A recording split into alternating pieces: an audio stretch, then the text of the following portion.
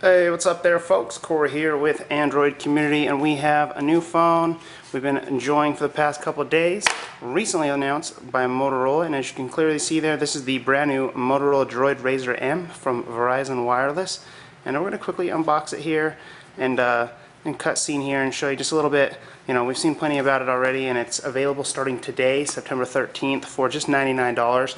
So what we're going to do is just kind of show you a little bit about it, and then we'll cut scene and actually show you some of the software. But set that aside, and as usual in the box from Motorola we have the charging cord, micro USB, the charger, and then some paperwork, Verizon 4G LTE SIM card.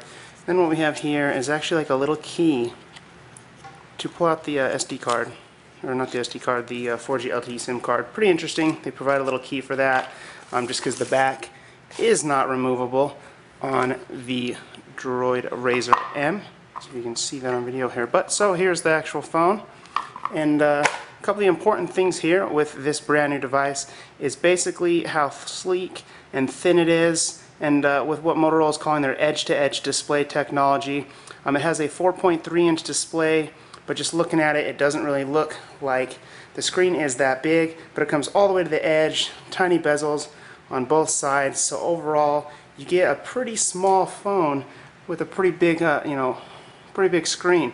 So as you can see, this is the 4.6-inch, Galaxy Nexus, but clearly you can see it's quite a bit smaller, and all of the screen's only a tiny bit different. But set that aside as well, and we'll go over here. We have a 4.3-inch QHD display, which is a 960 by 540 resolution, and super sleek and thin. And then as you can see here, there's a couple little screws. It kind of has an industrial design. Then we have the micro USB for charging. Then here, when you yank this open, is where the good stuff is. And in there is the SIM slot, the micro SD card for expanded storage, should you'd like to do that. And as you wrap it around, you have the speaker grill and the 8-megapixel rear-facing camera, which does okay in low light, but it's a pretty good camera for the most part. Inside, it might have a little bit of a struggle, but overall not too bad. It is kind of interesting. The whole thing's got that Kevlar coating we are familiar with from the DROID RAZR brand, but for some reason they didn't do it all the way up top. Maybe that's to help with the 4G radios. We have a little plastic or glass coating there instead. And then as you continue along, here is more of those screws, power button, and the volume rocker, which are both on the same side, which is a little unique. Don't see that very often, but it's got this little slight rivet here, slight curve. It feels really good in the hand, especially for the size. Then we have the 1.3 megapixel front-facing camera. So we are running on Android 4.0 Ice Cream Sandwich with Motorola's Moto Blur, whatever you want to call it. I don't think they like us calling it Moto Blur anymore, but that's what I remember it as still. Let it boot up here. Been using it for a few days. Overall, as you can see, it does have very small bezels. Wait till it fully boots up. There you go. And it's just really a full experience almost on the entire display. And that's why it's this edge-to-edge display technology they've been touting. So not quite edge-to-edge, no Tony Stark, specialness here, but it is rather impressive. I've been using this for about a week, and it is actually really nice to actually have such a small phone yet still have a good amount of space on screen to do what you'd like to do. And as you can see there, super vibrant on the actual screen. This is a AMOLED display, although it is not HD. It's only 960 by 540, but colors are great and crisp. And then when you hit that, you have your usual phone, camera, unlock options for shortcuts, which we've seen from a few different people. But there it was. We have a 1.5 gigahertz, a dual-core Qualcomm S4 processor under the hood, 1 gig of RAM.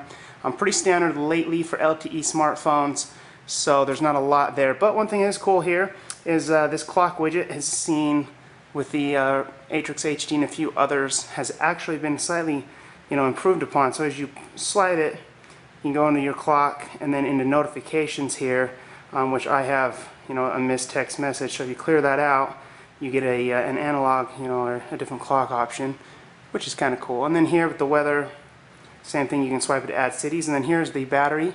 You tap that, it instantly goes into battery stats.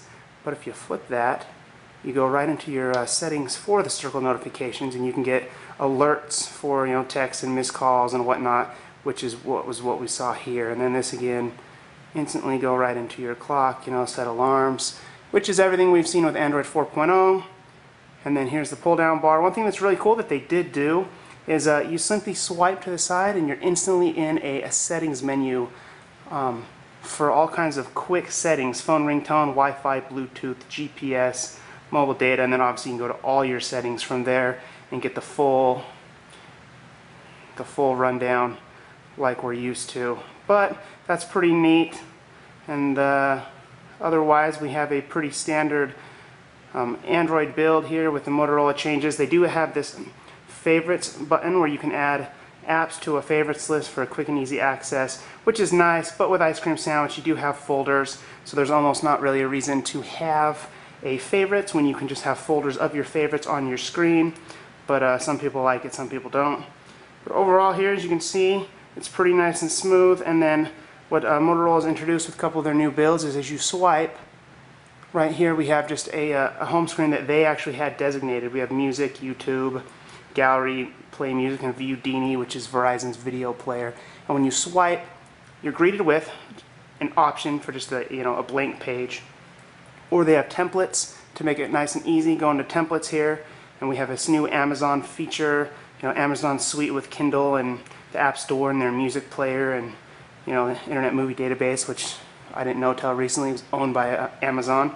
Or you can go over here to a music, media, Outlook setup, and then right here calendar. This is more of a mobile, office. So you click that, and the new page has been made. So when you go back home, we have the one I had before, and the new one that it just created all for me with my calendar and everything all neatly done. So that's kind of another cool feature.